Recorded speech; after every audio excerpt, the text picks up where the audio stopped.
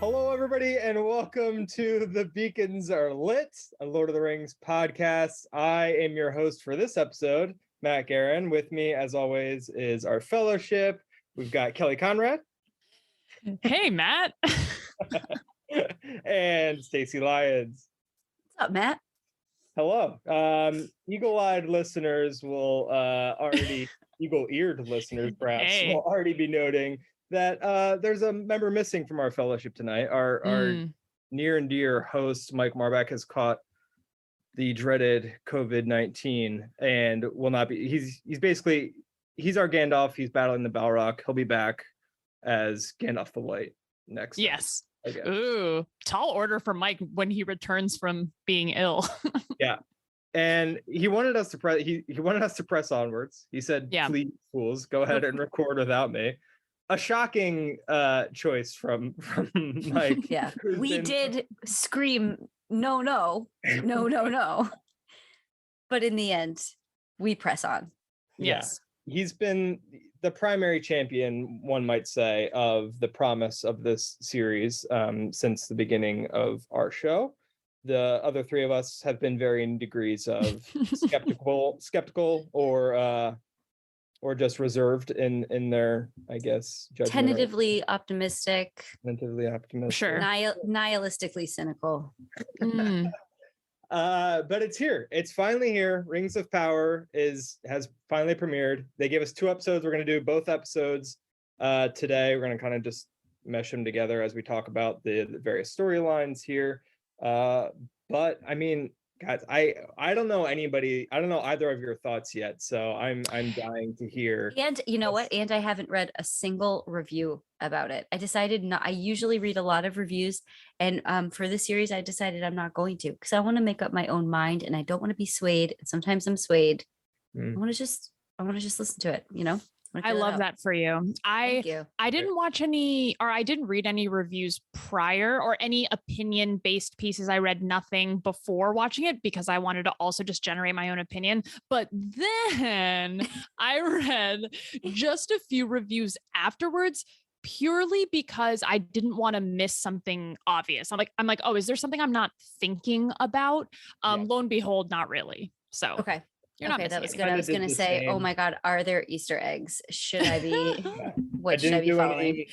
I didn't do any reading before watching. And then after I watched, thought about it for a while, kind of developed my own thoughts and opinions on it. And I was like, all right, let me throw this up against the New York Times, let's say. Did you read the New York Times? From the New York Times. I did read the New York Times. I read that one too, yeah. Oh, yeah. I got my one article in before the paywall blocked me. Yeah, not paying $10 a month to you. What do I look like? Yeah. That's interesting. I did the opposite. I read a bunch before, and now I'm in, and I'm like, you know what? Stay the course.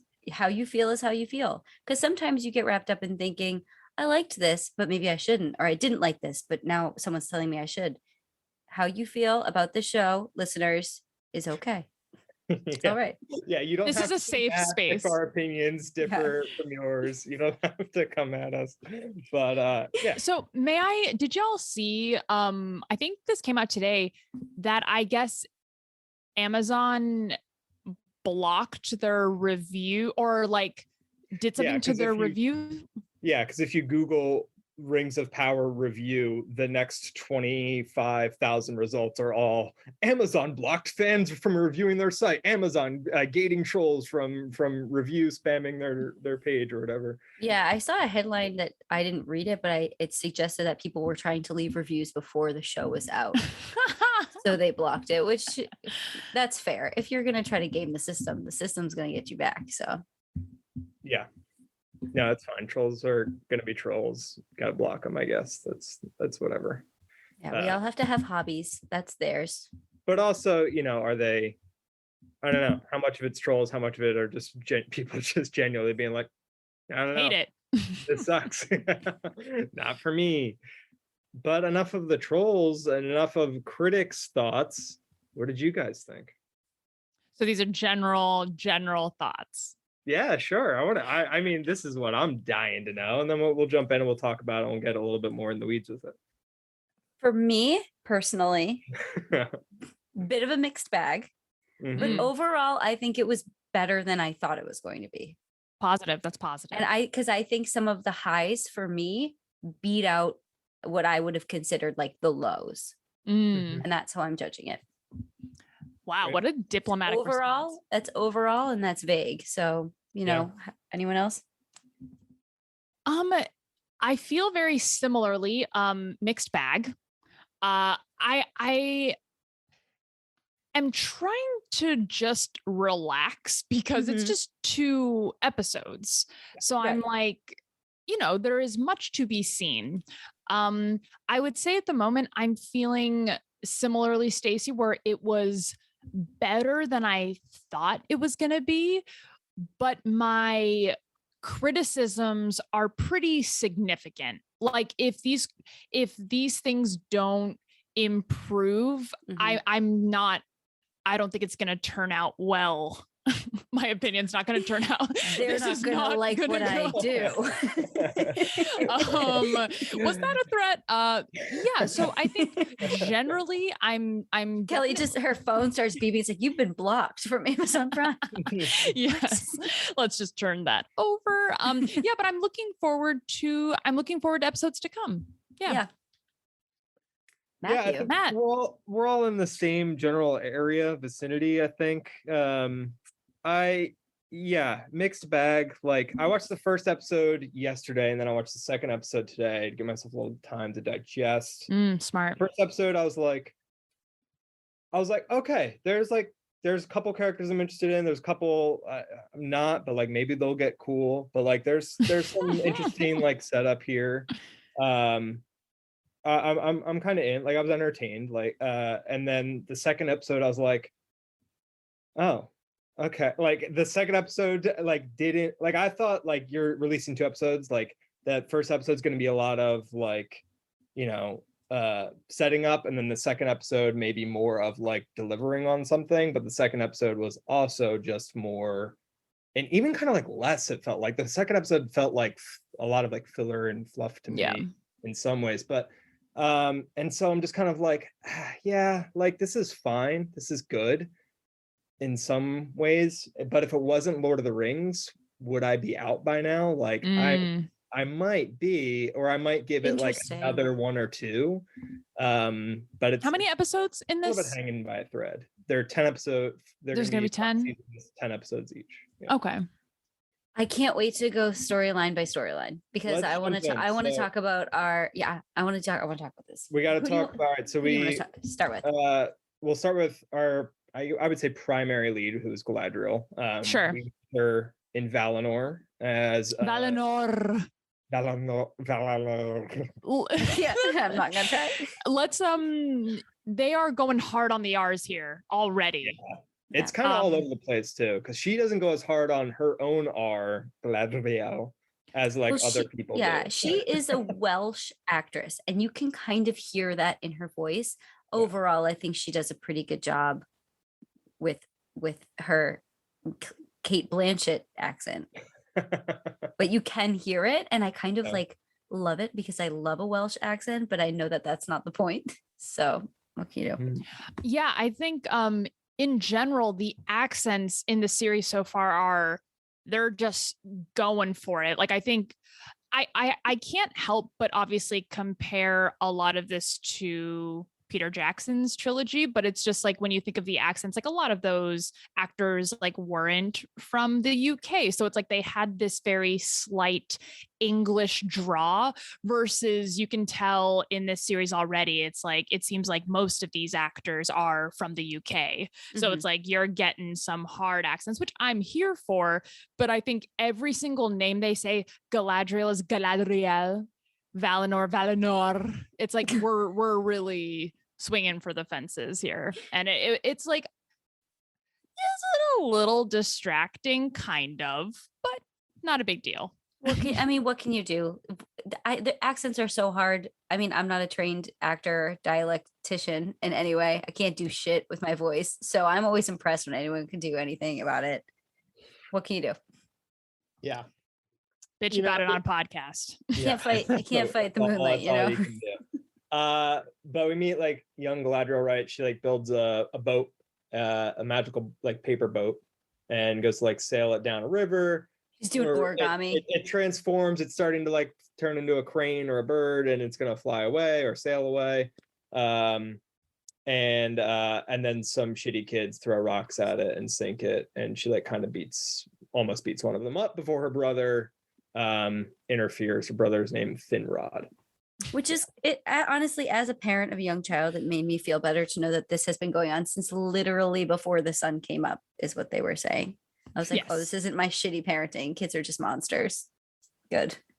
Yeah, kids were such assholes. Yeah, even little elvish kids. You know, are they in? So are they in Valinor in this? Yeah, they're in opening, yeah. and then the. Okay, so Valinor, I always imagined it as like a heaven-like place, but it is like another land where they just live forever without the threat of death or anything like that. Well, this is Valinor in the first age, right? And then we'll see. Then they cross the sea. Gates of Valinor at the end of the episode where Galadriel bails, and that it seems like Valinor in the second age that's been rebuilt after, what was it, Morgoth destroyed it or whatever. I guess now it's maybe more of a heaven, like it's like more protected. The gates don't open. It seems a little bit more mystical and a little bit more. Okay, it was nice to see. I've been waiting to see it for quite some time. Yeah, beautiful. There's a lot of beautiful stuff in this. Like the series does look good in parts. They throw a lot of money on the screen, and you can definitely tell. But like, I don't know. A lot of it comes out of the taste for me though too, because like some of it's just like so 4K high dynamic range. Like the colors are like so bright and unnatural looking. Like when we see like, some of like the leaves and like the other elvish place in Middle Earth that we get to later. Like the leaves are so yellow. I'm just like, why are they so bright? And then like the details like so crystal clear in parts where it's like even stuff that shouldn't look fake and that maybe is real, like stonework on like houses and stuff. Like maybe that's real stone, or maybe it's like styrofoam facade, but like it looks fake because of just how crystal clear like some of this stuff is. So. But that's just me being an old man and being tired of technology. No, I mean, I agree. I do think in general, the world is like beautiful. And I think in general, the world building is cool. Like we'll get into it more later, but I almost think they put through a shit ton of money to like build all these different cities. It's very Game of Thrones, the way that they're going to these different like locations and we're meeting these characters. I'm like, you spent so much time, like, let us explore these places a little more. You're dropping us in these vast areas and then we're just going to a completely different area. Like the series starts off like really, really hot in that sense. And it's a little overwhelming, but I agree, Matt. I think it's a little, it feels just, and this is what I was nervous of to begin with, just a little overly manufactured almost. And I'm not sure, I maybe I'd have to go back, but I'm not sure the detail is there the way that like all of, again, you know, Weta made all these, they handmade all of the armor and all the uniforms. And I almost thought like in the first episode, if you looked close at Galadriel's garb, sometimes I'm like, oh, that looks kind of shitty. Like, young Galadriel's ears were distractingly terrible. I don't know if you guys noticed this. Like the makeup job? Like the prosthetic young Galadriel. Go back and rewatch it. There's like a hole in the middle of her ear, the size of a golf ball. It's not good. But I would agree. I think it's hard to do like prosthetic makeup in like when everything's like ultra HD because because I can see it. Like you can literally see the seams and you wouldn't have seen that if it were on film. Yeah, I didn't mind Valinor looking like that. I minded that everything else kind of looked like that. You know what I mean? Like if you're going to show us Valinor, like let it be beautiful, majestic, but then like show us some grit elsewhere. Everything else was like very, I guess that one town with Arondir and Bronwyn was like grimy, but even then it was like fake grimy, right? Like give me the real grime. And again, I don't know how much of it is like they're doing the exact same stuff that they were doing in the Lord of the Rings movies, but we're shooting it with different cameras. Better, yeah, it looks worse now, or if they are doing like a worse job. I'm not sure. Probably a little bit of both. Okay, can I just say it though? Can I say what we might all be thinking? Oh my God, please. Galadriel stuff is boring. Or what? Oh, interesting. Galadriel stuff is boring. It's boring. Oh, interesting. Okay. Oh, you didn't think that? No, I think Galadriel is. I think her storyline's very like straightforward and stuff, but it's also a kind of a revenge storyline, right? I was so in on it at the very beginning, being a revenge storyline. Love it. Here we go. I'm in. I don't need to know all this information. Like, they give it to me. And then it's 2 episodes of her, and she has become such a one-dimensional character in this. Yeah. She has like the first episode was interesting. The second episode stuff, like that's kind of what I was alluding to earlier, where I was like, oh, this is kind of like filler. It felt like, because like she's just literally adrift and like just kind of floating from one thing to the next. I'm like, oh, this feels like episode of the week kind of shit. Like, yeah, and she has nothing else to talk about but this one thing, which is cool if that's like her focus and like that's what she's doing all season. But like, have a backstory, have something, you know what I mean? Like, we're in her backstory right now. We're in Valinor, we're seeing her as a kid. She's giving us, I know, we have a one origami thing and a brother, and like that's all we know about her personally. And the brother thing got tied up at the so after the boat gets destroyed and she's about to beat up the kid, her brother is like, you gotta something to the effect of like, follow like the light or whatever. And she's like, but sometimes the water reflects the light, the stars in the sky, just as brightly as the stars in the sky. So how do I know which light to follow? And Vomit. And it's too long of a metaphor. It's too long of a metaphor for an 11-year-old. It's clunky. It's a little bit. It's clunky. It's clunky. Yeah. It's forced. Sorry, Matt. I know we're trying to get through Galadriel's plot line, but to Stacey's point, I agree. I think so far they've pigeonholed Galadriel to be very one-dimensional. Not only that, her storyline it's fine that it's basic, but I don't think it's a good A plot. Like, Galadriel's clearly the A plot for this first season. And I'm not sure there's enough heart or pathos in that story to connect the audience to her.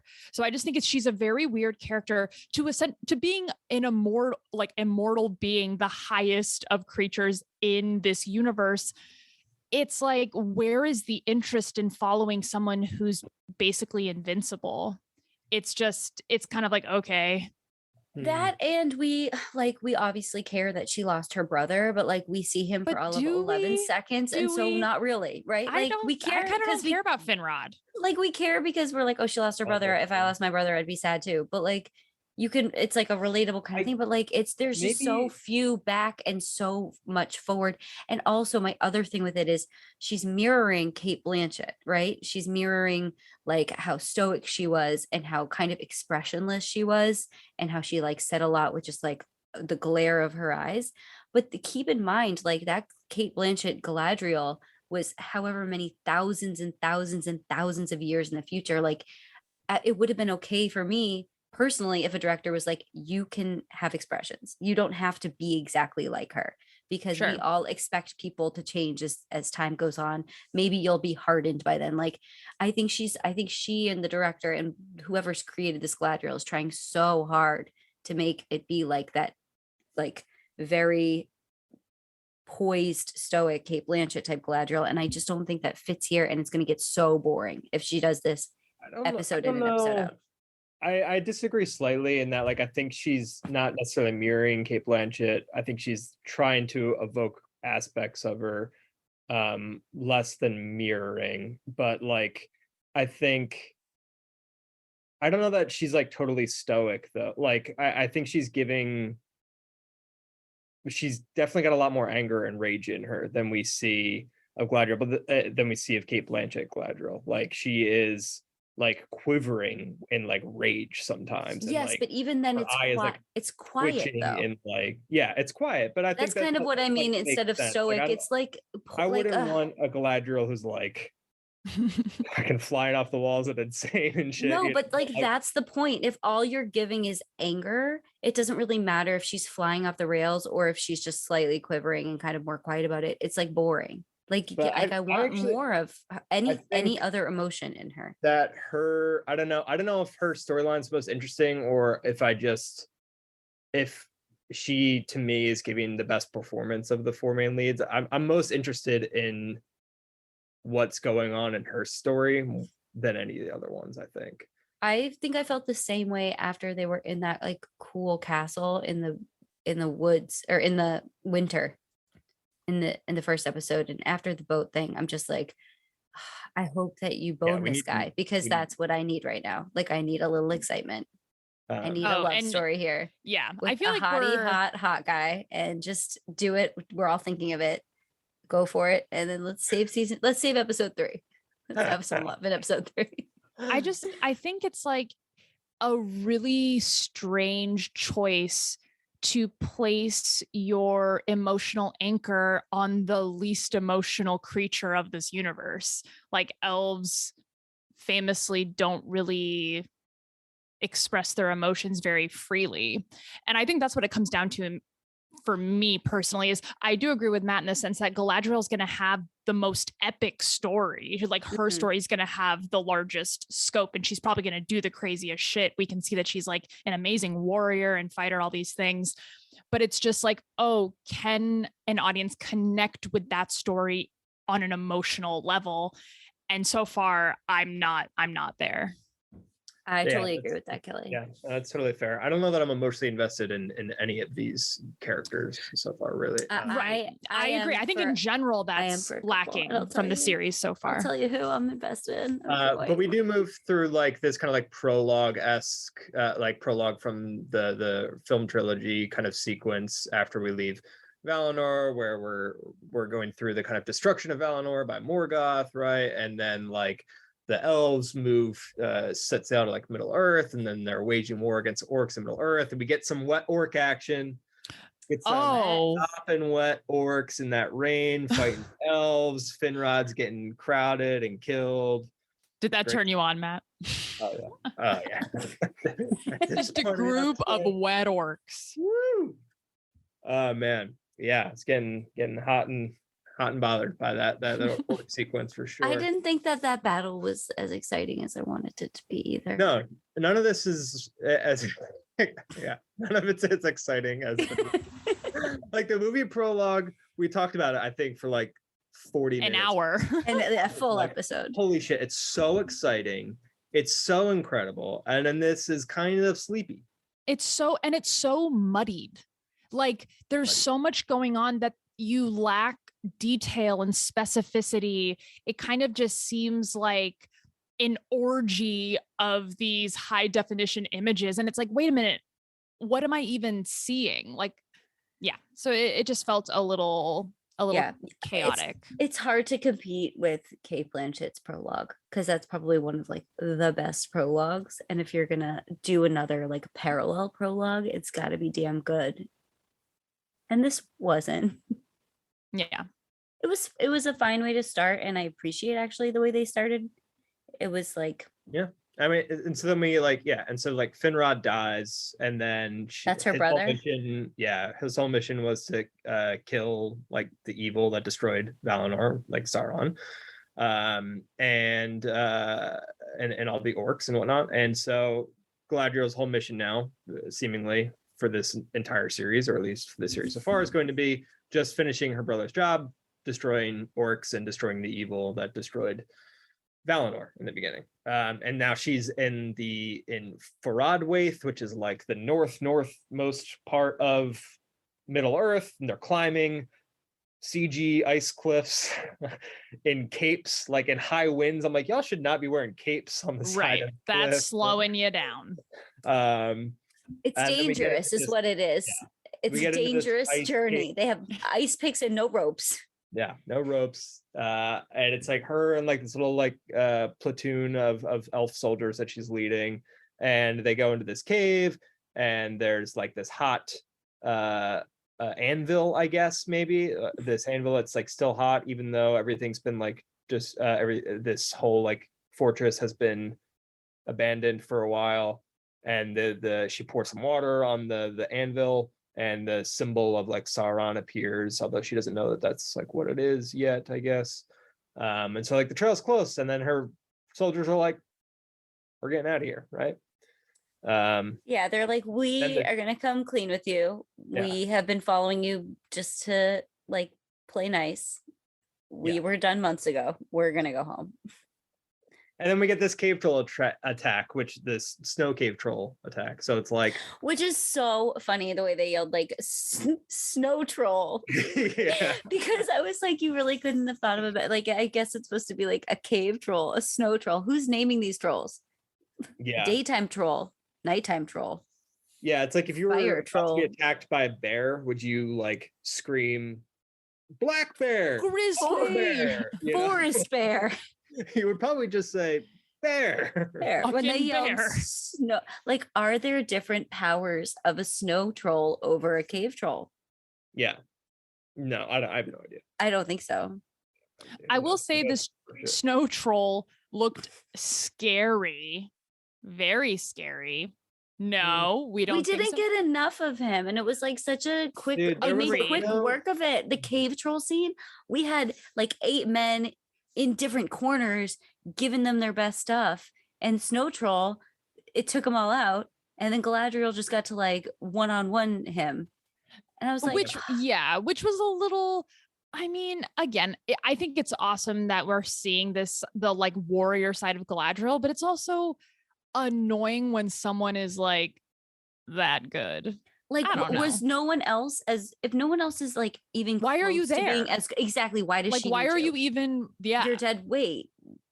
Yes. All of that I have an issue with. My larger issue was this is the first action beat like true action beat of this series, and it kind of comes out of nowhere, and not in like a good way. I wasn't like, oh, I'm so scared now. Like there was like zero like tension build up, right? Like back to the Mines of Moria, right? When that troll finally burst through the thing, like there's so much build up and terror approaching that. We're seeing all the looks on everybody's faces. It's so well orchestrated so that the moment that cave troll comes through the doors of Mines of Moria, it's like, holy fucking shit, they are going to die, right? Well, and like I feel like I know something about a cave troll just from watching. Like I feel like I'm like, okay, cave trolls are dangerous. Like here I'm like, a snow troll.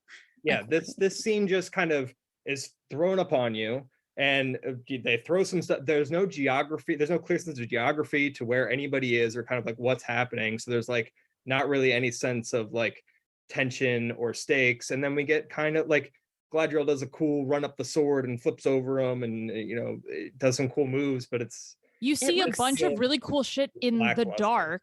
Yeah. I think the thing about the cave troll is when it finally enters, you get like a face-on look at it. You're like, okay, that's the cave troll. But then with the snow troll, you're kind of like, I know I just said it looks scary, which I'm standing to that. I do, but I do think it was a bit of a cop out in the sense of like, what the fuck does this thing even really like look like? Like because it was in the dark. And I it's a pet peeve of mine when like action sequences like that are not on full display. It makes me think you're just hiding the abilities of your actor or the CGI or whatever. So I'm like Matt said, this was the first action sequence of this film, the first kind or of this series, the first creature we're seeing up front, and like you barely even get a minute with it. I think that's kind of an overall issue with the series so far, is everything is like moving so fast. I agree. And even and because of that, or maybe even like in spite of that, like you could still tell when it was like a body double, when it was CGI, when it was like sped up. Like even I could tell that. And I was like, the fighting felt so real in the first one. And also like they walked into its home. Like the cave troll was clearly like a member of the army, but like that snow troll was like just straight chilling in the snow in the mountains. Watching TV. I felt like drinking hot cocoa, and they barged into his home, and he was like, what's going on? And yeah, I mean, I was like not super on board with this whole little action sequence here. And it's tough though, because like then the title card comes up, Rings of Power, right? And it's like, okay, that was your cold open. Like the cold open is supposed to get me like hyped to watch the rest of the episode, right? But like this first 10 minutes of the show, then the credits happen. I was kind of like, oh, okay, all right. I felt like that was a really awkward time to show the title of the show. It's like, why didn't you show it after the prologue or something? Like show it on an upbeat, and I don't know. I felt like that was like such awkward timing for the title. Yeah. Also, like this is gonna be a huge wall that they are up against doing like a prequel, but we know Galadriel's not gonna die in the next 5 seasons. So I mean, like any kind of danger she's in feels low stakes to me. I think Unless that's the issue with her in general. Yeah, unless they're going to introduce other characters. And this goes for like the whole show. I mean, we have Elrond, like we know where he ends up. And like there's so many characters that like we know what happens to them that we feel like, okay, well, they're going to be okay. That's going to be like a huge barrier to come up against and make us really like invested in the stakes of their story. And like Galadriel, like unless she's really surrounds herself with other characters that we've never met before that we love, it's just going to feel like low stakes. Yeah. Agreed. And like the next thing that happens with her is she was just in the north, like hundreds of miles away in the north, and the next time we see her, she's in like the elvish capital called Lindon. She meets up with Elrond. They're like friends. They have a history together, and basically she's like telling Elrond, I'm gonna go hunt Sauron still, and I want to talk to the king about it. And Elrond's like, just wait, like he's got some honors for you. Could be in big trouble because you've been like not listening to his orders to come back, and he's choosing to recognize you as like a hero instead. So like pump the brakes, like no kind of like, yeah, the king's like not super happy with you, but he's extending you kind of like a courtesy by kind of rewarding you, and what his ultimate reward is to send her to Valinor, right? And then I guess at the end of the episode is when the next time we see her is towards the end of the episode one, where she's going to the gates of Valinor, and it's this amazing like the clouds part, and it's heaven. It's heaven. It's like almost like a euphoric kind of light. Like even I can tell, like as an audience member, I'm like, oh shit, this place looks like you're gonna be happy forever. It was the king was trying to reward her with this, right? Like we're supposed to understand that everyone kind of really truly believes that Sauron is gone, darkness is gone, they've defeated Morgoth and his minions and whatever. Like they truly believe this isn't just to like shut her up and be like, we're done with this, we don't want to keep talking about this, right? Yeah, I don't know where the king truly stands though, because like we see him pick up on like some small things, right? Of like the leaf kind of like rotting, but I forget like where that occurs in like the timeline, but like it's at the very end. It's right the comet hits, right?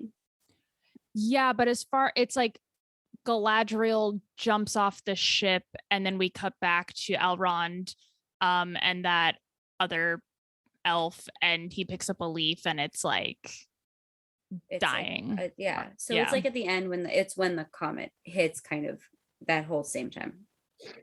So we have no reason to believe that the king doesn't really think that this is done.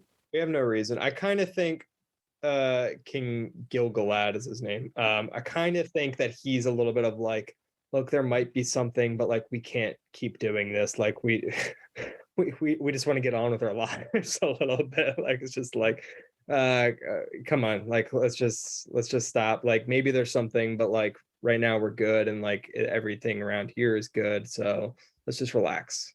I want to talk about Elrond in this context. Just in this context, I was so excited to see him. Yeah. I thought that he really does kind of look like a young Hugo Weaving, like facial features and stuff. And he was just like so soft and friendly and happy in a way that Elrond in the future isn't. Yeah. And I kind of loved that. Interesting. Yeah. Like I am so on board with these characters being different than how they are in the movies, because like like especially the elves, because it's thousands.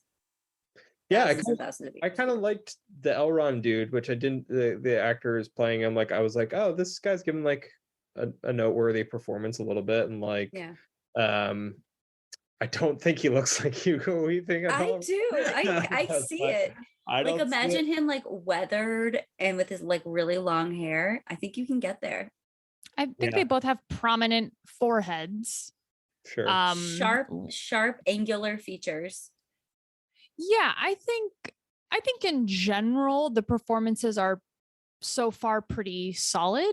And yeah, I think young Elrond, I think they're making him a little kind of like like if there was like a preppy jock in this universe, it would be a young Elrond. Like they open, or like a preppy academic, they like open up with him like writing to himself. And I'm just like, okay, it seemed like a little obnoxious, but I agree that it's nice to see these other sides of these characters. But yeah, I think so far he's like has a charm to him, a jovial charm. Him like yeah, I think the opening actor's pretty good. You're right, Mandy doesn't look that similar. I looked at it side by side.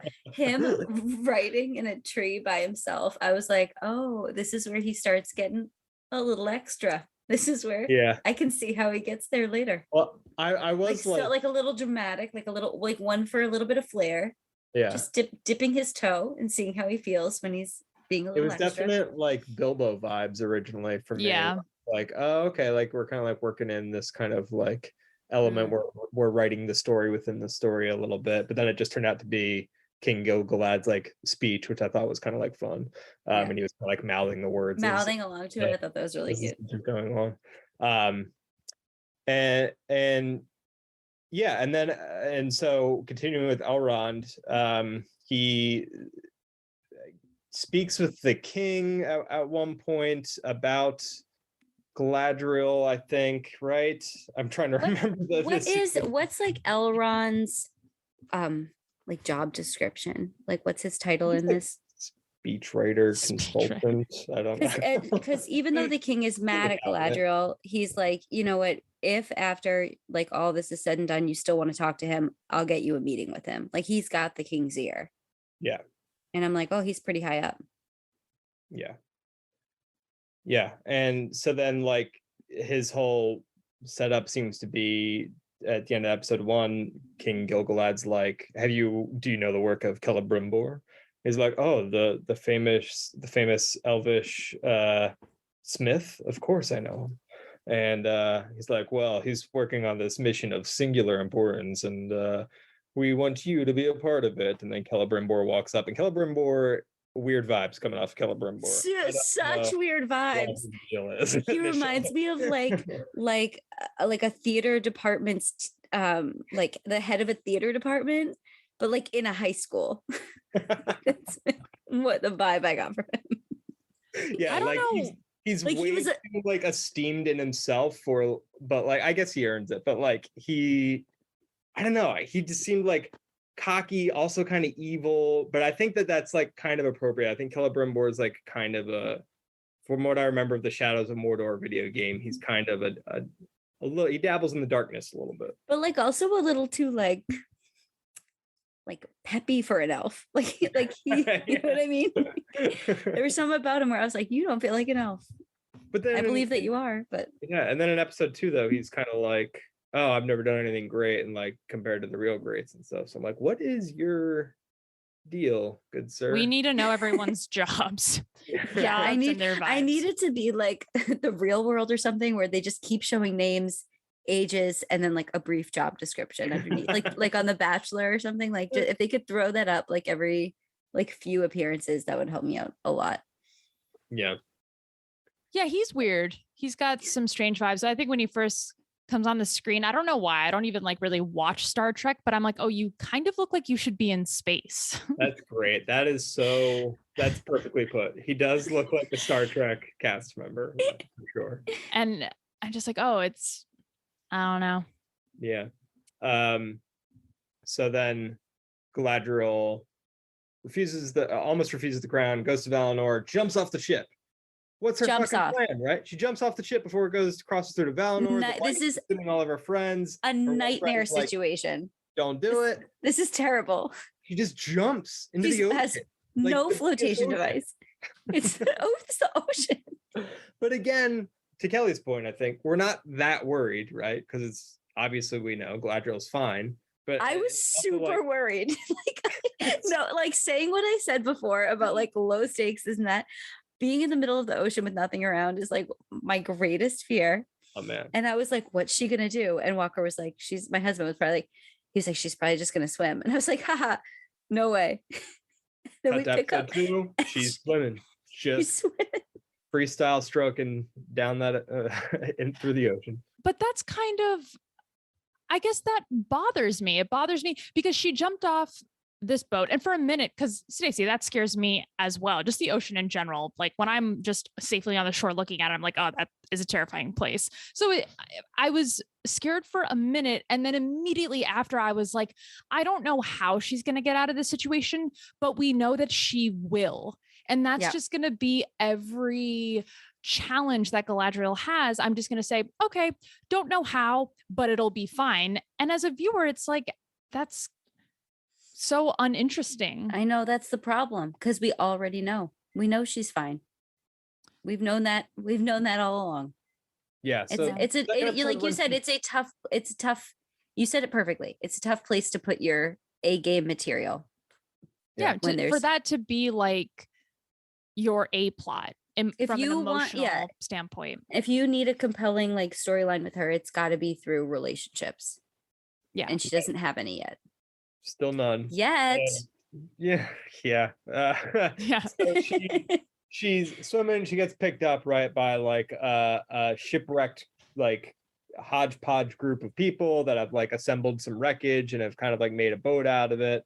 And it's a group of humans. How long do we think Galadriel was swimming for? She looks as dewy as the day is long. She looks great here. Not like the humans looked like chapped and dehydrated and like windswept. Dead. I thought they were dead. Gorgeous. So I don't know. But then she gets aboard and she's like give me that water. Like I need water. Thirsty. But I was like, you look fun. It's probably like how Legolas was always like running and he still looked like he was like they just had boundless energy. I like that she covered up her ears before she got on board, and like they kind of keep to, we see it more in Arondir's plot line, but they keep alluding to this kind of tension between elves and humans, which is cool. And then it gets like exposed immediately. Like I thought for sure, like she's covering up the ears, like, okay, we're gonna spend most of this episode on this boat, and then they're gonna find out she's an elf, and then things are gonna go bad and she's gonna have to bail. No, just like immediately they find out she's an elf, and then immediately there's this huge, they call it a worm. It's like in Dune. It's like if the thing from Dune had fins, I guess. Yeah, and spikes, I guess. Yeah. Was aquatic based? And this attacks their ship. Another big kind of action creature sequence, and that we see but don't really see. Yeah. Which I was fine with. Like that thing out of the water is gonna probably look not great. It's gonna maybe like like the what's the monster outside of the gates of Khazad-dûn in Fellowship, like the octopus thing that attacks them. The Poseidon head. Keep that underwater, but you know what I mean. Like, so I was kind of fine with not seeing it all, but it also just like it's another action sequence that just kind of happened without much like build up tension or scariness. I guess it was kind of scary when you see from the top, you see the raft from the top, and you see like just below the water. Classic Jaws shot of just like, holy crap, this thing's so big compared to them, and it's a little frightening. Though. So you know what my thing is that the worm was a regular player in a lot of their trailers. So I'm like, oh, okay, if you're going to continue to show this worm, I want a little more. I want more than what I'm going to get from the trailer, which I don't feel like we got. So that's the only reason I was expecting more is I'm like, oh, they keep on showing this creature. So I thought maybe it was going to have a little more of a debut. And I love me a creature. Like I want to see it. It could be back. It might be back because I didn't see it in the trailer. Should I have? No, I mean, it's there. To that though, Kelly, I am kind of happy that I feel like I've seen a lot of the shots that are remembered from the trailer already. So I'm like, okay, cool. Like this is a little bit more exciting, hopefully, of like, okay, they've actually used a lot of stuff from earlier on, so they haven't like spoiled anything. So like there's gonna be cool because like I mean, most of the trailer is from these first 2 episodes. Yeah, right. Yeah. So, which I think is great. I like that. Yeah, I agree with you. We've already got this character kind of turning up with the stranger who, we kind of know who he is, right? The man on the boat? Oh, No, the stranger? Oh, okay. No, Tom sorry. guy. I don't know. We're not there yet, though. We'll get them though. So then on that original shipwreck kind of crew was this guy Halbrand, who manages to also survive the sea creature attack, picks up Galadriel, and they kind of have this like frenemy ship at first, right? Now, Stacey, it sounds like you're pretty into this Halbrand guy. Yeah, no, I am praying for there to be a romantic relationship between the two of them. Not because I need it to be like a rom-com or anything like that, but because like, again, I need a human story in here. I need to care about this guy, and then I need him to like die, or else her storyline is going to just be the same old, like, she's in a pickle, but she's going to be fine. She's in a pickle, but she's going to be fine. Like, I need to care about someone she's with a lot, I kind of don't care about this guy at all. Granted, we haven't had a lot of time with him. I do not care about this guy at all. And I'm not sure how much. It definitely seems like the series is leaning into romance more than the movies did, which is cool. I wonder how far they're going to go. Like, are we going to get some steamier scenes? I guess we will see. But so far, I don't know. I'm just like, all right, next. Swipe left. Am I right? Wow. This Halbrand guy is not doing anything for me either. So far. But apparently, I read after watching the episode that there's some theories out there that he may be Sauron. Sauron's known to be a shapeshifter. Deceiver. He knows where the orcs are. He's from the Southlands, which is what they called the Mordor in the Second Age. He's got this mysterious like necklace thing that's with some sort of vial in it. We don't really know what it is. Then why would he have saved Galadriel from drowning?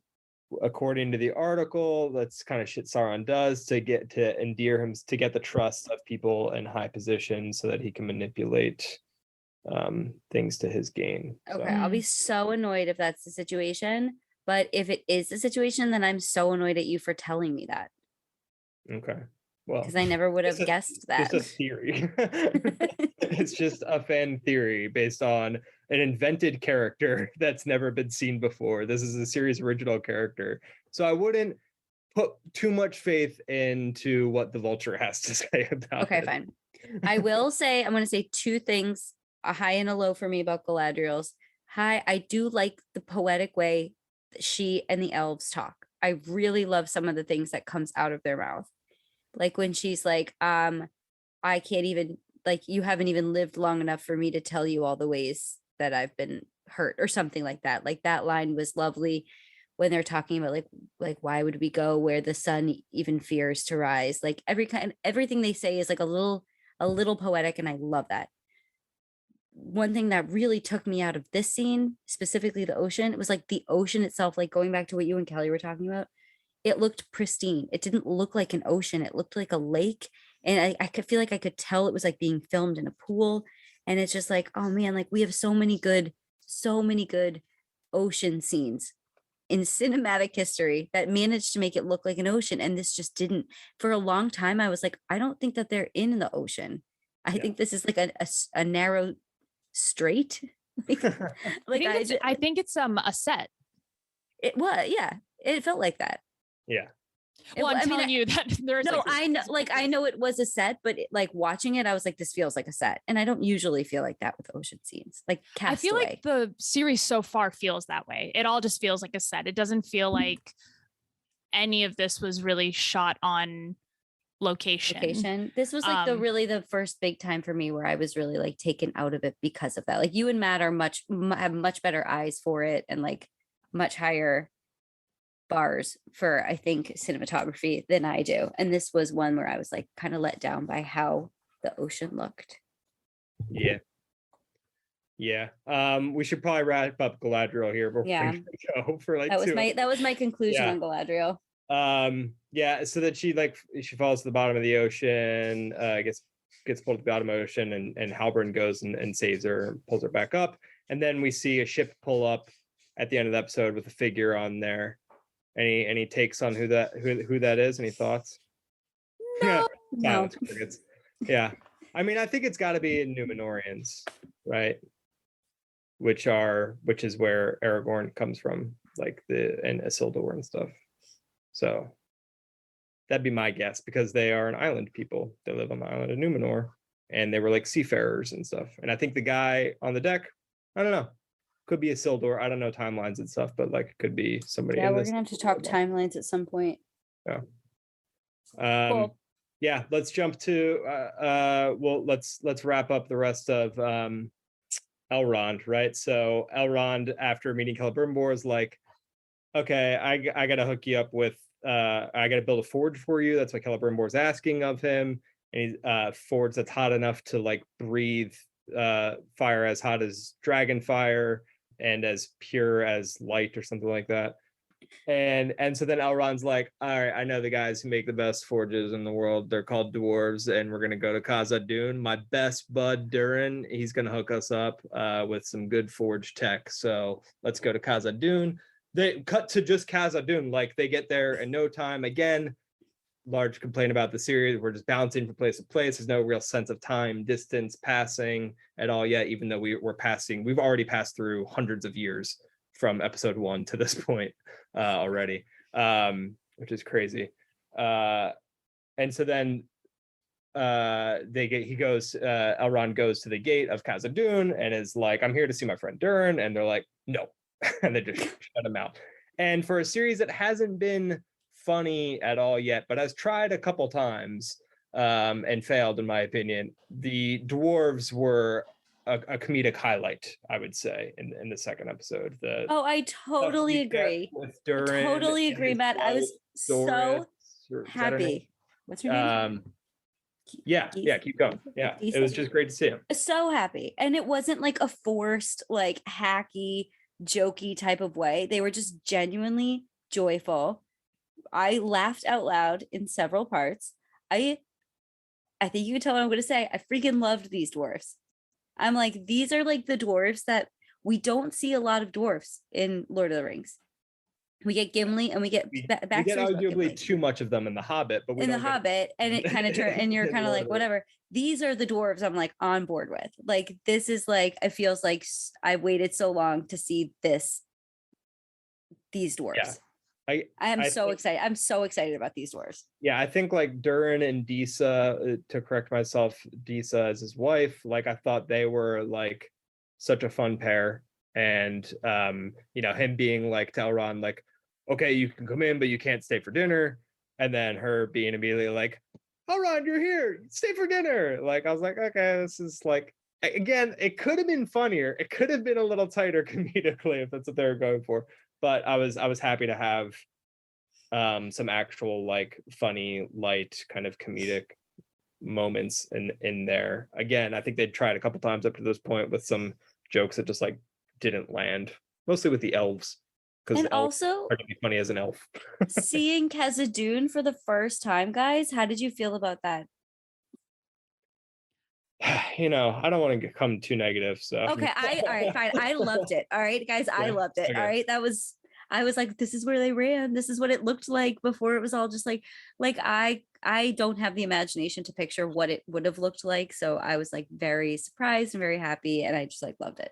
I mean, I thought it was really cool. I think my big complaint is kind of what I already said about just the locations in general, is I would have loved a little more exploration, because you can see that there is stuff going on behind, when they're walking through one of the bridges in Khazad-dûm, you can see behind them that there's light shining on crops, and it's oh cool, what a unique way to envision how they farmed and grew crops down there. It's I would have loved just a little more detail and specificity about daily life in all of these locations. We get it with the Harfoots, which we'll get to later, but you spend all this time and money and energy into building these worlds. It's let us live in it a little bit. It's just it's way too fast for me. Yeah. But I thought in general, I thought it looked really, I did like the way Khazad-dûn looked at. I thought it was cool.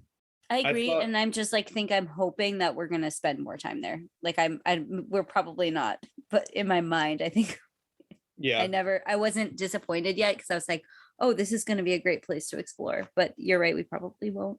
Yeah, I agree. I want to explore it more. I also just thought it somehow wasn't as interesting as the Khazad Doom in the movies. So I was like, what that was deserted. Yeah, I was like, it was more interesting when it was like ruins than what I'm seeing here. But before Elrond even met like Disa, right? They have like that rock breaking competition. He invokes the right to gain entry into Khazad Doom, and it's a stone breaking contest. Him and Durin have to break one stone at a time, and whoever gives up first is out.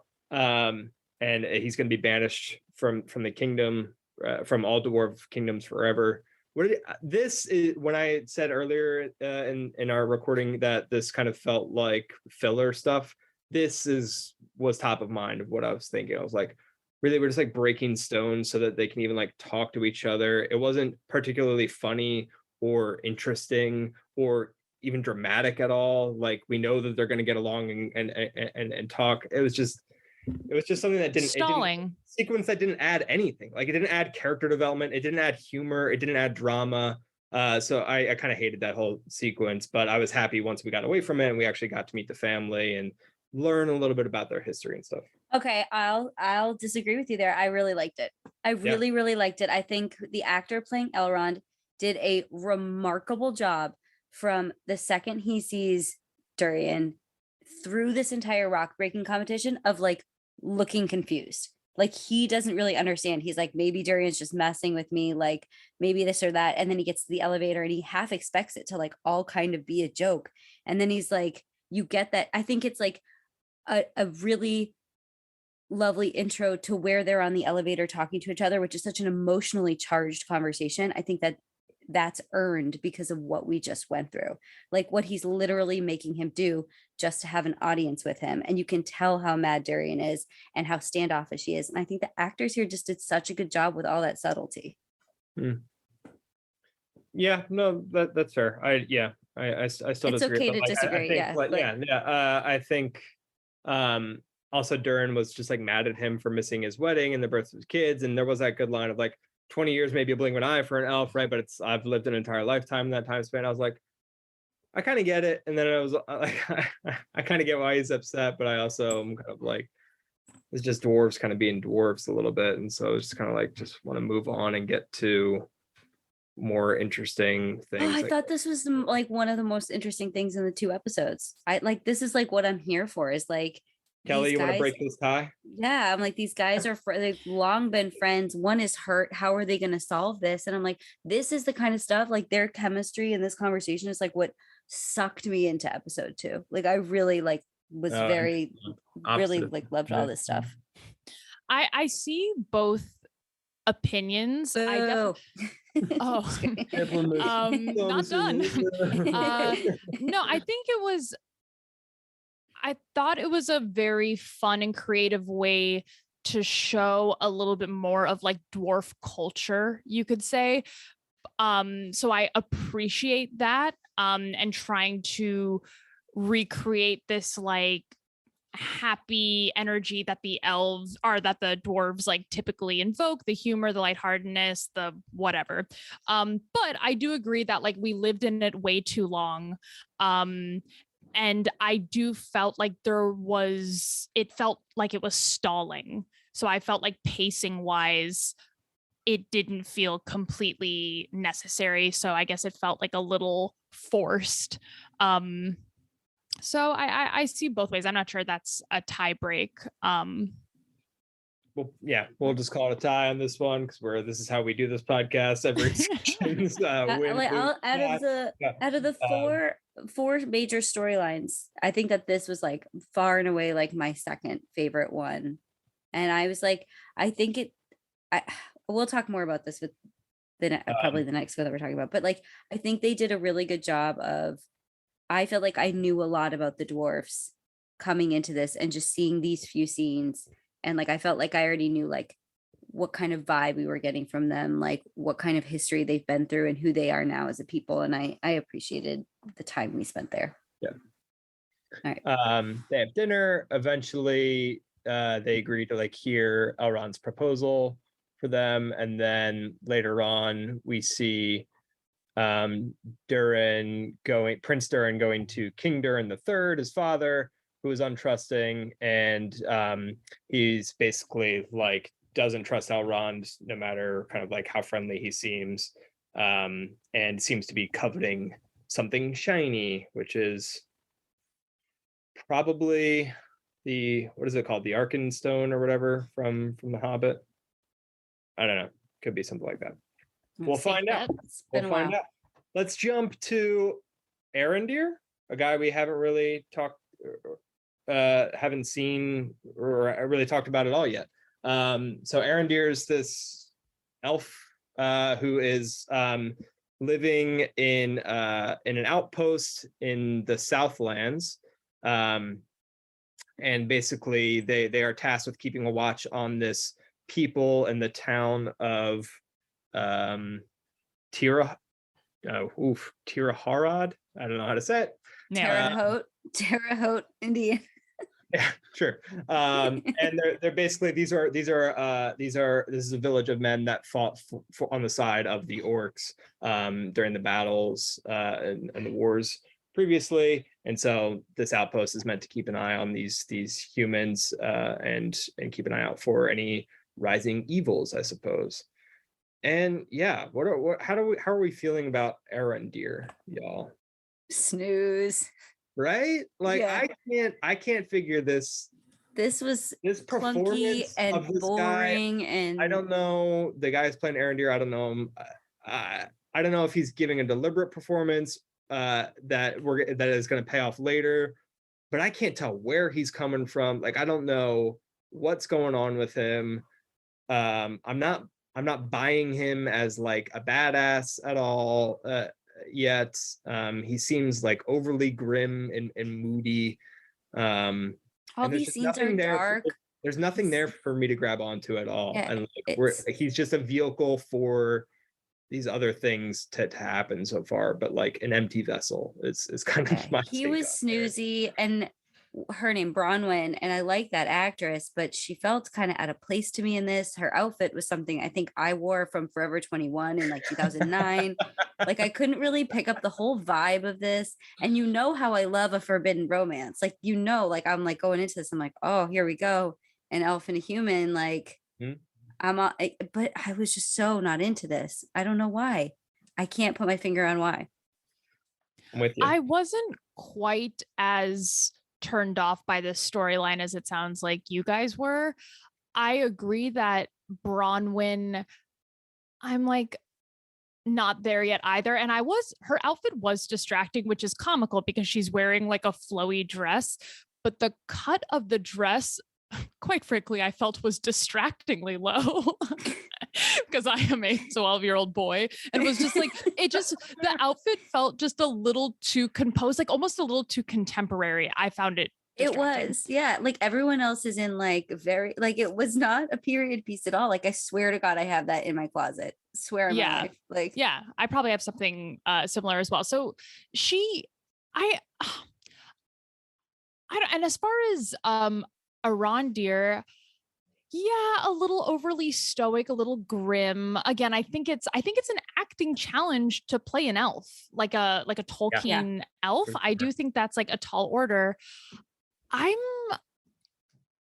think there's something to be. I think Arondir will. It seems like they're setting him up to be like this awesome warrior, and again, based on the trailers, it looks like he has some really cool stunts. I hope they deliver on that end. I'm reserving my judgment a little bit for that character. I think we're gonna see more, and I think his performance, quite frankly, is for an elf is like, so far I'm on board. I just feel like he was kind of trying to be like Aragorn, and I wasn't really buying it. Sure. I get that. I also love a forbidden romance, but it's definitely not, I don't find that like interesting with this particular storyline. I more want to see what happens to them separately. Like, okay, I want to see what happens with Bronwyn and her son, who Theo. Theo, Are we gonna talk about Theo? Yeah.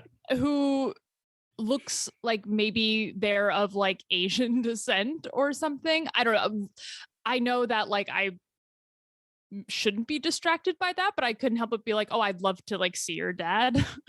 Well, isn't yeah. Am I the only one? Like, I think Yeah, Is it Arondir supposed definitely her is it dad. supposed to be Arondir is Well, the I mean, dad? they No, already I alluded thought- to like he doesn't know who his dad is, and like his dad ran off. He has no idea who the dad is or whatever. They've got this forbidden love that has a lot of history. My guess is just like you ever mentioned that somebody's got like a missing dad. It's probably one of the main characters. No, you think probably- Arondir is his dad?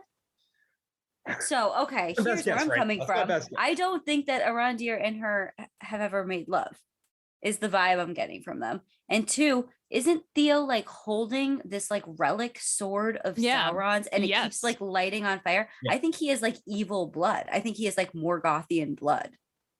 And like these were people who Could took be, the but, orc like- and like Morgoth side. I think that he's like she might not even be his mom. You know what I mean? She could have been like, I found this baby, I took it in and raised him as my son. He could be like a totally evil spirited kid with like bad blood, dark blood in him, and that's why the sword keeps lighting up. Could I be. guess I kind of Yeah. I think that's an awesome, if that's the case, cool. Like I would love to see that. I just assumed that the way that Sauron has power in the One Ring, I just kind of assumed there was some kind of he had like he was also like that sword is also powerful. Like there's some power Yeah, there from Sauron. I just kind of there's thought that there was magic like that within the pull. Yeah. object itself. Yeah. That's He's, kind of like, the way so I was drawn reading to it. it. The way that people are drawn like to Definitely the ring. could be. Yeah, he definitely could be Mm. some sort of. He definitely could have like an evil dad. My vibe that I was picking up from Arondir and Bronwyn was they had like a history and like had to end it, and like things have been like weird since then. But like they had to end it for like the protection of like Theo. Maybe like if it was their kid, it was like, okay, well we can't like be seen together because then like Theo's in danger because everybody in the town hates elves and is kind of racist assholes in some ways. Not If But like in Arondir is the dad, that I would find that comical, just casting wise. me too. I And can't so get I'm on. hoping that that's not the case. Yeah, that can't. That would Let's be. hope I'm wrong. That'd be so annoying if that were the case. Because like also they like vibe her in the tavern when they're like, well, like we're not friendly with the elves. Well, some of us aren't friendly with the elves. They like get in a little comment. Like they Right. like people kind of notice. Wouldn't they know if she just like turned up pregnant and had this like Asian baby? Wouldn't they be like, oh, I don't know. Yeah, It's from you're that. You're probably right. Yeah. I feel like, oh no. But Hopefully, anyway, like and I'm very welcome. I don't know how you guys feel about like that whole tunnel scene. Are we getting? Yeah. Do you want to talk? Do you So want to set it yeah, up, so like or- cool things are kind of happening with Aradir's storyline, right? Of like, so he's the elves are being called back to the kingdom. They're abandoning all the outposts, and so Aradir's like, I gotta go home. Bronwyn, I'm like, sorry. There's like he wants to stay, she wants him to stay, kind of, but he's gotta go. But then this dude shows up with this cow that Arondir milks, and it spits out a bunch of black milk. And so he's like, where did this come from? This cow is feeding on grass up in this other town north of there. So they have to go to that town to investigate. They get there, the town is like on fire. There's all these holes in the ground. It looks like an earthquake had happened. There's all these like fissures everywhere. They go into one of the houses. There's a big hole that's been deliberately dug out by who knows what. And so, yeah, Stacey, you wanted to talk about this whole sequence. like this whole sequence and the following sequence of like the creature coming up out of like Theo's house and attacking them felt like it was like out of a different show or movie. Like I felt like I was watching like It or Stranger Things or something. Like it just didn't feel like Well, Lord of the Ringsy. Well, I think like there's a fair amount of like horror-y kind of sequence in the trilogy, and the trilogy does kind of like dip in and out of genres sometimes, right? Of like very scary at times, then very light and comical at times. So it didn't feel out of place to me in that sense, and it was initially when she was like hiding in the cabinet and like looking at, what is it, an orc, a goblin? What do we think it is? Do we know for No. sure yet? And we It didn't get looked to get like a an good look orc at it. of sorts. Wearing Wearing like a that very mask. like, or like that bone. Yeah, it was wearing like Wearing like a a skull. steer head kind of skull almost, and they burrowed under the ground from the other town to this town of Tirharad, whatever. T-Town. They burst up under the floor, almost get Theo. Theo is hiding in this compartment. Bronwyn comes in, and then she like hides in a cupboard. And I thought it was cool. Like we were getting the POV from like her perspective from the cupboard, and like she can only see a little slit, and then like she kind of like moves a little bit, and the creature goes out of frame, then the creature's gone. And I was like, oh, this is a little spooky. I kind of like this. What kind of threw me off were the hands. They put a lot of emphasis on the hands of this creature. Yeah. That clearly didn't, the claws. That clearly didn't look like, I know a goblin and an orc hand, and it didn't look like either one, but then we find out like, oh, okay, it is just one of those creatures. So I felt a little disappointed in the sense that I thought I was going to see something new. I'm like, why is this thing wearing a mask? I don't know. Yeah. I had some minor annoyances. Yeah, What? I don't know. I couldn't figure any of this out. This whole story felt like 5 different vibes to me. Right, because then like they open up the cabinet, and then it's just very quickly Theo jumps at it, stabs it, and they're all kind of fighting it. And I didn't see any real fear on anybody's faces after that. Theo seemed to have it handled. Theo's like ready. He's like, I'm gonna tie a noose real quick with this rope, and he like lassoed it and throw it over this orc's like neck, and like jump off the loft and hang the thing.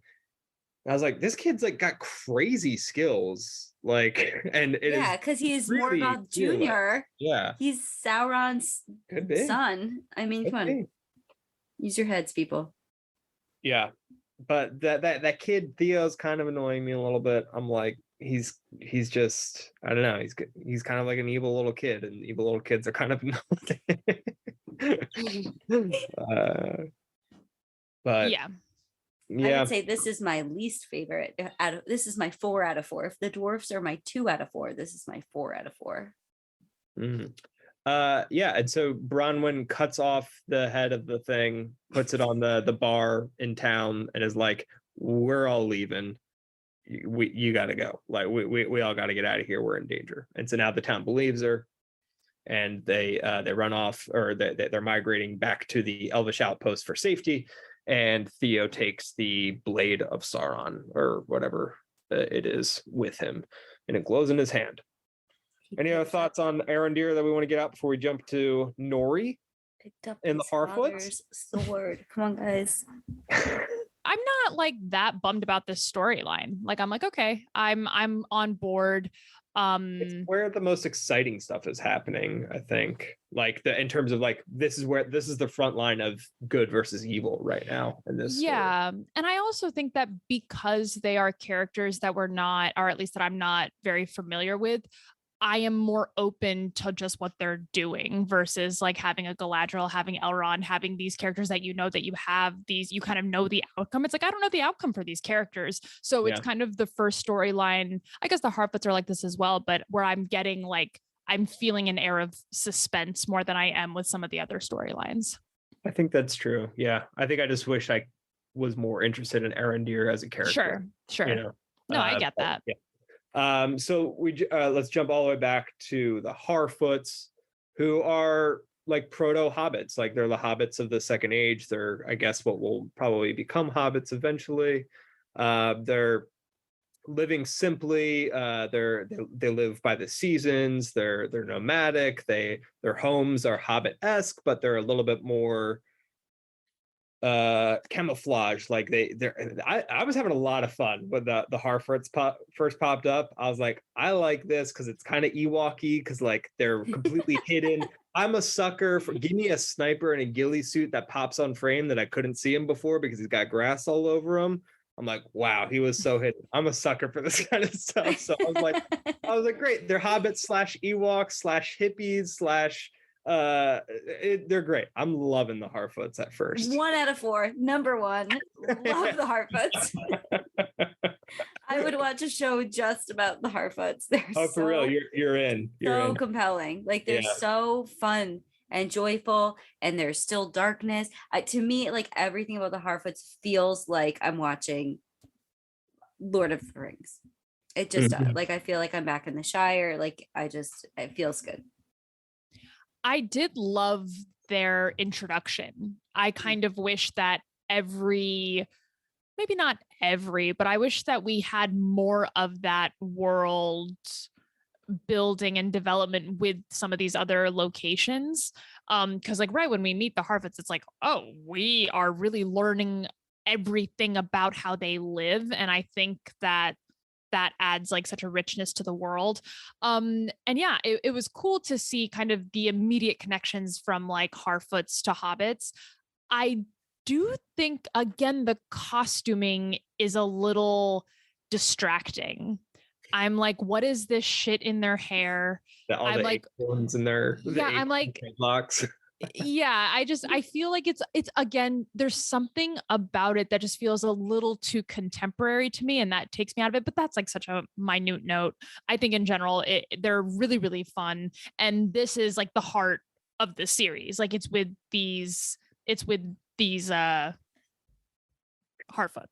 Yeah, like, Harfoot's got the heart. Whoever is playing Nori, A+. She's great. I think Markella Kavanaugh. Love her. I think she's doing a great job. I will say that her character, this kind of inquisitive, recklessly inquisitive, curious, relentlessly curious kid that just thinks that there's something more out there, and like and it's a little bit of Frodo, but it's also a little bit of like Bilbo for sure. For some reason it's just like it. I the second episode I came around to her more, but after the first episode I was like, she's gonna get these Harfoots in so much fucking trouble somehow. Like she's gonna like meddle in some shit when she should have just like listened to her parents and like listened to the village, because like y'all got a great life, you're all living it up, you've got to figure it out, everybody's having a great time, and she's gonna fuck it up somehow by getting too investigative with something or whatever. But then like her what becomes her plot line in the second one of kind of like taking care of the comet man, the stranger. You mean Jesus? Jesus. I was kind of like, oh, this is more interesting. And the way she talked about like kind of like feeling like, oh, I was the one who was supposed to find him. Like somehow I feel like that's true. I was like, okay, I'm liking this more. But at first I was a little wary of her.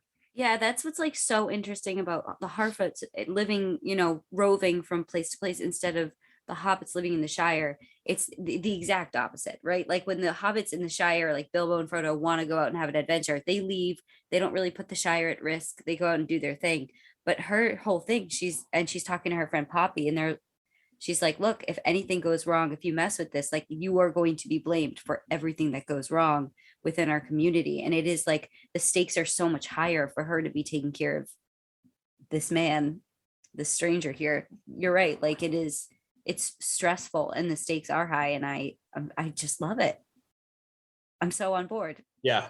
I came around even more to like their initial introduction was like, yes, this is great. Then we got to know Nori a little bit more. I'm like, I don't know, it's not gonna be great. But then the second episode happened, and the stranger landed, and she's got to take care of the stranger, and I was like, and just like learning more, spending more time with the Harfoots and like their weird superstitions, like you just pointed out, Stacey, and the astrologer guy talking about the sky is strange, and how many more signs do we need? We have to like leave tonight. I was like, this is a compelling group of people in a way that the other 4 plot lines don't have a compelling group of people at all. Mm-hmm. I'm like, oh, I want to like spend more time in this, whereas like I don't even know any of the other elves in the Elvish capital. Like, I mean, they've clearly just established this group really, really well. Like you can tell a lot of time went into it. versus like the others, it just doesn't feel like they don't feel as cared for. It feels like the Harfoots were really cared for. And that difference is really evident. Yeah, I would agree with that. And and they all seem to have like such chemistry with each other, and like maybe it's like a tone that was set among the community, but like I don't even feel like Bronwyn and Arondir have like chemistry. Like I just feel like they really placed all of their bets here on just like the community aspect of this group. And that's what makes it feel like it's so, it draws me in so much. I want to follow the story and I want to see how all of them do, not just and that's like, I think the Harfoots are the plot line that has the pathos and the warmth and the human aspects to like draw an audience in. So I feel like that's going to be their responsibility. Like I'm fully expecting them to be like the heart of the series, which is like what the hobbits were in Lord of the Rings. So it makes sense. Yeah, it's like a selfless journey that she's on. She wants to take care of him because she wants to take care of him, and everyone else is on kind of like their own, doing their own thing.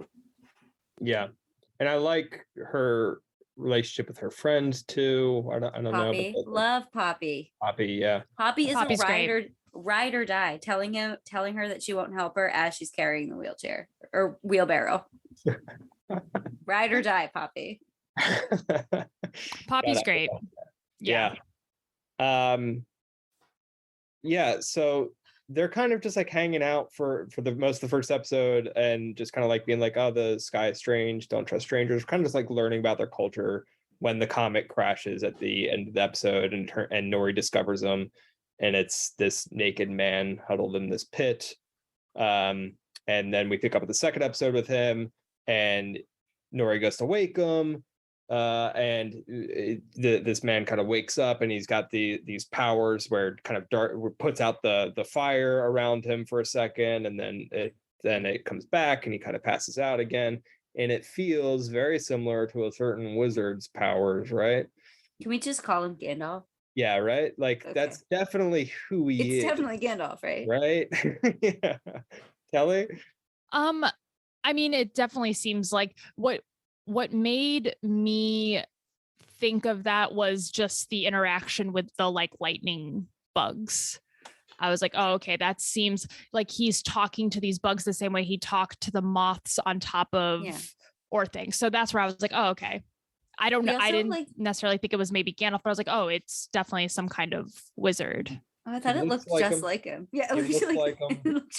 You think it looks like Ian McKellen? I think it looks just like Ian McKellen, like a young from a profile. Like from a profile, it looks like him a lot, I think. Ian McKellen's nose is so bulbous and prominent, but I'm happy to call him Gandalf. I mean, yeah, we can, we'll call him the stranger. We'll go with the show. We'll call him the stranger. I literally thought like in like episode 2, she was gonna say something and he was gonna be like he was gonna like compress her words and like take the name Gandalf, and I was gonna be like, that's where I literally thought it was like so on the nose that. Yeah, and it's a little exciting, right? We're kind of getting like Gandalf's origin story a little bit. Like we talked about in our preview episode to this coming out, how Gandalf is like the same species of being as the Balrog. So like, of course he's gonna have some crazy birth basically into Earth, right? Like he comes from the gods in Tolkien lore. So like it's cool to like see this play out, but I'm also a little bit like, all right, like it's them trying to tease out something that we already know. So I'm kind of just like, it's kind of like doing origin stories in like the MCU. It's like, what's great about Spider-Man is seeing Spider-Man be fucking Spider-Man, right? Like I just want to see the hero just being the hero already. I don't necessarily always need or want to see the hero figuring it out. And knowing, having so much good stuff to pull from the trilogy, it's a little bit like we're kind of just killing time here until he figures out that he's Gandalf and what his mission is, I guess. I'm like not so bothered by that. I think if they do it in the way I want them to do it, which is like kind of like a slow build up and then like a big unleashing of his powers all at once. Like the moment he realizes like what he can do, he maybe helps the Harfoots in some huge way. and we're like, yeah, like a big like cheer moment. Like that's what I'm in for. Like a Gandalf riding down. Like we see him start to like, I want him to be his big dramatic self. He's very extra. We've talked about this. I want to see that happen, but like all at once. I don't mind a slow burn for Gandalf if it pays off.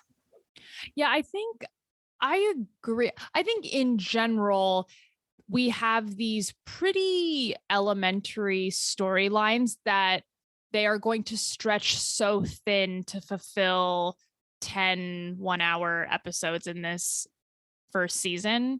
So I think the pacing, it's weird because some things are really, really fast and then some things are like so drawn out. So the pacing to me is like a little inconsistent, but I want to go back to when the comet, we see like this like comet flying over. Did y'all see the Ents and a potential Entling?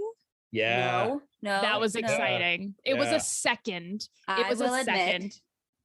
I was very tired during episode 1.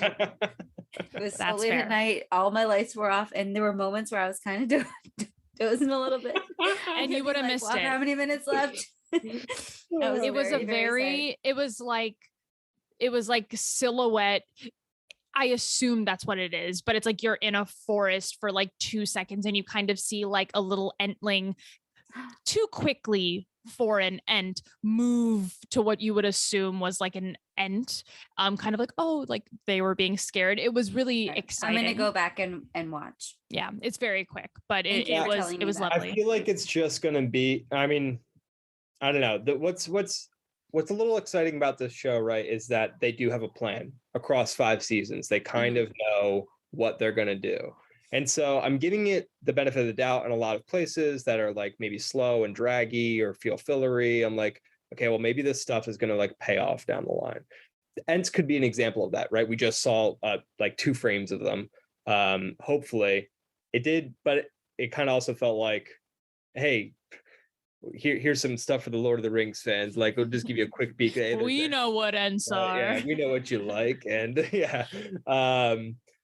but hopefully, I would love to see some more Ents on screen. That would be a lot of fun. And so like basically where we end with Nori and Poppy, right, is like the stranger breaks open their firefly lantern and arranges the fireflies against the night sky into a constellation, which I think Nori says she's never seen before, right? But like she knows who to ask. It's probably going to be the astrology guy, right?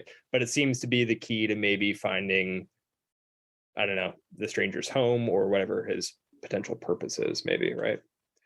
And that's pretty much it. We did a little bit of out of order of the sequence of events in the episodes, but those are the kind of like 4 main storylines that we see, the chunk of it. So excited for things to come. I in some ways also just continue to be a little bit guarded and a little bit skeptical. I'm just like, this was an okay premiere. I think at the end of the day, like this show is going to be fine. Like it's going to be at the very worst, it's going to be acceptable. Like it's like, but you're making a show off of one of the best trilogies ever. And it's kind of like, what are you adding here is my question. It's like, ultimately, what are you going to give me that was worth this adventure? And I just hope that it's worth it in the end. That's how I feel about the Harfoots and the dwarves. If they do a good job with those, I'll be like, okay, I'm happy that I got to see those. I gave you guys my order for which storylines I like best. I'd like to know your orders. Oh, okay. I am still into Galadriel.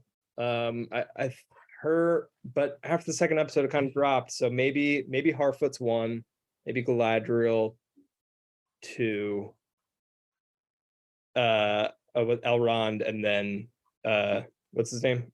Arondir. Yeah. I think I'm gonna go in reverse. So 4 would be Elrond and the dwarves. I'm just like not really there yet. Okay. 3,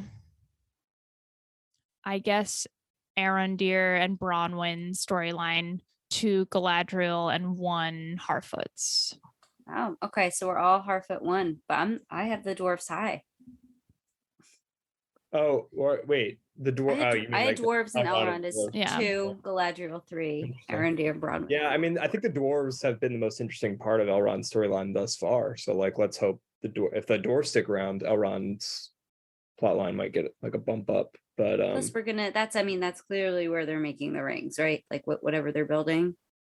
Yeah, or I don't know if they're gonna like recruit them to build it somewhere. I think it is built somewhere else in Tolkien lore, but who knows? No, but I just mean like that Smith thing, whatever they're building, that's where the rings are being made. Oh, we didn't talk about the opening title sequence in the score.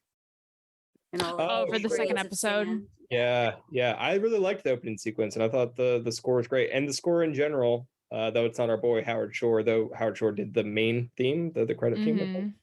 I thought the score in general has been good. I don't know. I'm not ready to call it great, but it's been good. I think it's sufficed. I agree. I think a testament to a good score is almost not noticing it right away. It's like very organic and a part of the world. So yeah, I agree. I think his name is like Bear McCarthy or something. I think it's good. And yeah, the main title theme is like incredible. It was enough newness and enough of like the movie that made me feel okay with everything. Like, I mean, Howard Shore is just like a genius. I can't help but just be like, oh yeah, whatever he does, I'm gonna love it. So I guess I'm probably not the best person to ask. My last thought about it was I thought it was cool looking, and I liked that it was I think it was all practical. Like I think they were doing some effects with like rocks and sand and just doing like some kind of editing effects over it, but not any like CGI or whatever. But also just kind of also felt like generic prestige TV title credits where I'm like, we're working in the Tolkien universe here. I kind of wanted to see something different. Like there's so much to pull from, and kind of all we get is just kind of like sand assembled into visually. I didn't think that it's like, I think it's pretty boring. But I'm there for the music. I thought both the music and the visuals were boring. Oh, really? Wow. Yeah, I think it was maybe too subtle for me. You know what I mean? Like if I want to go on this big like epic adventure with these high stakes and stuff, like I just wanted like something with a little bit more power, something that wasn't like, I don't know. That's fair. It didn't feel, I couldn't even like hum the tune to you. And I'll tell you, after day one of Game of Thrones, I could hum the tune. So that's the bar. That's fair. It would have been very Game of Thronesy to do it, but if we could have integrated some maps and some geography in there, would have loved that. Because one of the things I love about Lord of the Rings, reading the books or whatever, is just like getting into those maps and figuring out the lay of the land of the whole world. So well, especially because I think it's just a tool for the audience because they're jumping around so much. Like I don't care what it emulates. It's like I want to know where we're going, folks. Like I want to see some stuff. Yeah. I also and like kind of Game of Thrones is helpful with that. Like those opening credits, it's like, oh, okay, we're like, going cities. Winterfell is in the north. Yeah. Got it. Okay. I also feel like I wasn't sure how the sand fit in quite yet. I'm sure it'll be explained, but like for a series that beats you over the head already with light and dark, like why are we talking about sand? Show me fire, show me darkness, show me shadows. You know what I mean? Like episode 2 was literally like in the dark and talking about things that were bright. It was like the most metaphorical shit I've ever had explained to me via lighting. Yeah. Oh God, we didn't even put the button on that, right? So at the end of the episode 1, Finrod, we hear what Finrod tells Galadriel. Do you guys remember what it was? Just follow your heart or something. Wasn't it like believe in yourself? Like remember clear eyes, full hearts. Yeah. Basically the sum of it, right? Yeah, I was like, why did they whisper this? Ted Lasso said this like 3 months ago. Well, I'm excited to get Mike back in here next week and find out what his thoughts are. I know that he's overwhelmingly more positive than us collectively, I would say. Yes. So I'm excited. So people that are upset at us right now because you're loving the show, I'm sorry if you're upset with our takes. I think we gave it pretty even-handed. I think we were pretty fair. But stick around. Mike is coming back next week, and he'll probably have the shows back. So if you're a fan, tune into our next episode. And I will say I am excited. Like, I'm excited to see where the show goes, but I am also just going to be like heavily skeptical, which I feel like is totally fine to do with an expensive ass show. Like, I think you have one, for me personally, it's like you have this very cherished fantasy epic, but then you also have an Amazon series that's throwing $1 billion at this show. I'm like, yeah, I'm going to have high expectations, and I don't think there's like anything wrong with that. But also, before we go, we have to do winners and losers. Oh God. Oh my God, I totally forgot. I know. Let's all take a minute. All right. Great call, Kelly. I don't know how many episodes of this show we've done. Every time I forget that we do. It sneaks up on you. It really does. Okay, I'll do my winner. Okay, start with winners. Is Elrond. Okay. Because I think he just kind of accomplishes everything he needs to accomplish. He like talks Galadriel down. He's working well with the king. He gets a special mission. He makes friends again with his old pal. Like, that's not an easy thing to do when someone's been mad at you for 20 years. And I think he does it really tactfully, and he has like a nice time, and he's going to get the dwarfs on board. So I think he's on the up and up. I think he's my winner. It's a great winner. I'll give Nori the win here. I think just as a character, she really grew on me. And then also like within her plot line, like I feel like she's kind of found kind of like her purpose in life almost, or like her purpose at least for the rest of the series, and taking care of this stranger and trusting her intuition, and is going to set us off on hopefully a cool chain of events with the Harfoots and with Nori. So I'll go with Nori. That's a great one. I guess I'll go with this one that's like I don't even really like, but Galadriel, purely based on the fact that she found something to float on at sea. Good for you, Galadriel. Yeah. She needed that flotation device. With like a hot man on it, right? I mean, that's the dream. Like, if you're stranded in the ocean, I mean, why not? Why not shoot for the moon? Agreed. Yeah.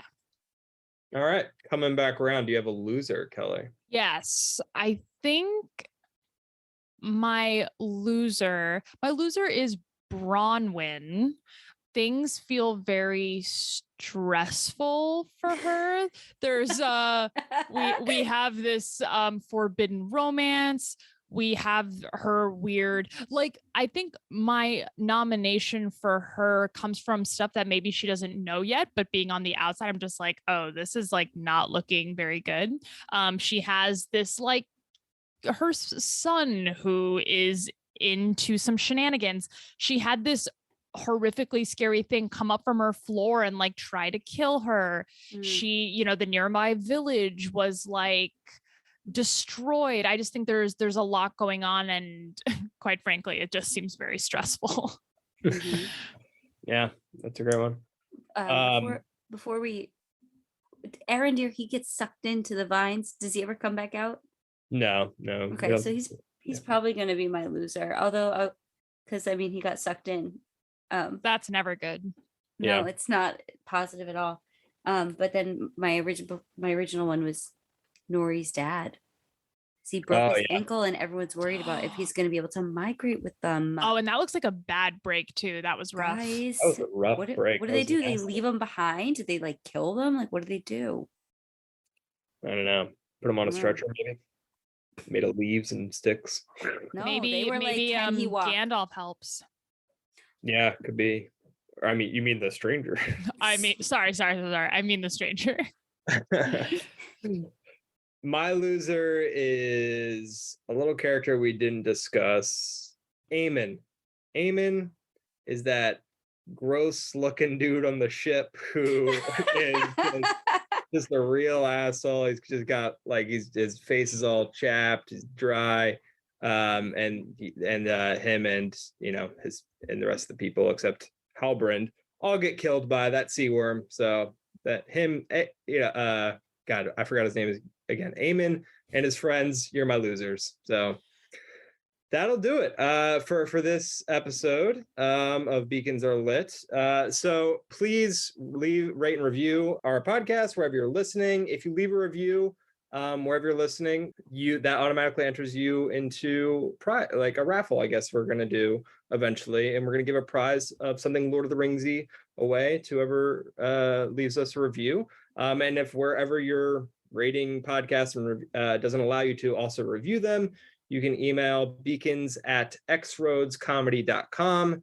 Also check out xroadscomedy.com for a bunch of other great podcasts and upcoming live comedy shows. Thank you to the fellowship. We appreciate you greatly today. We're shorthanded down mic. So Kelly, thank you. Stacy, thank you. And thank all you for listening. Bye. Bye. Bye.